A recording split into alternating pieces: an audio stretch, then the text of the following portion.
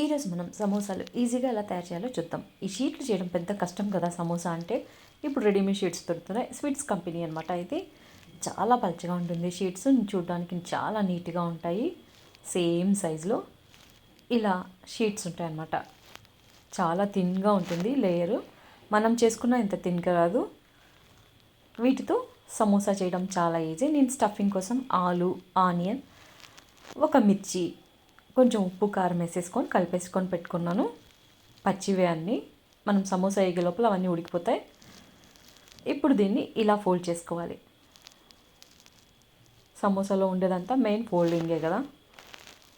దీంట్లో మనం తయారు చేసుకున్న స్టఫ్ని పెట్టుకొని దీన్ని అతికించుకోవడానికి నేను ఒక 2 స్పూన్స్ మైదా తీసుకొని దాంట్లో కొంచెం వాటర్ యాడ్ చేసుకొని బ్యాటర్ రెడీ చేసి పెట్టుకున్నాను. దాన్ని ఒక బ్రష్ తోటి ఇలా కవర్ చేసేసుకోండి, లేదంటే చేతితో అయినా పోసుకోవచ్చు. ఎందుకంటే మనకి లేయర్స్ విడిపోకుండా ఉంటాయి అన్నమాట.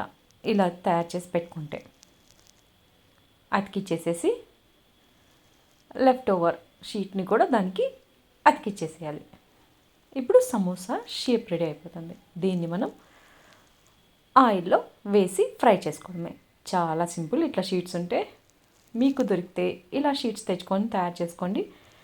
చాలా ఈజీ అనమాట. ఇంకోసారి చూపిస్తున్నాను. షీట్ని ఇలా ఫోల్డ్ చేసేయాలి ట్రయాంగిల్ షేప్లో. తర్వాత మనం స్టవ్ పెట్టేసుకొని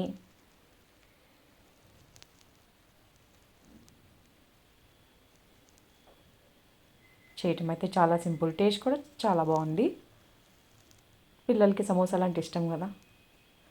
మామూలుగా ఇలా షీట్ చేయడానికైతే మనకు చాలా టైం పడుతుంది, కానీ ఇలా రెడీగా ఉండే షీట్లతోటి తొందరగా చేసేయచ్చు. ఇవి నేను తీసుకున్న ప్యాకెట్లో 25 షీట్స్ వస్తాయి. 60 రూపీస్. నేనైతే రిలయన్స్లో తీసుకున్నాను, రిలయన్స్ స్మార్ట్లో. వేరే బేకరీస్లో కూడా దొరకచ్చేమో, నాకు తెలీదు. వీటిని ఇలా గోల్డెన్ బ్రౌన్ కలర్ వచ్చే వరకు వేయించుకోవాలి. చాలా టేస్ట్గా ఉంటాయి.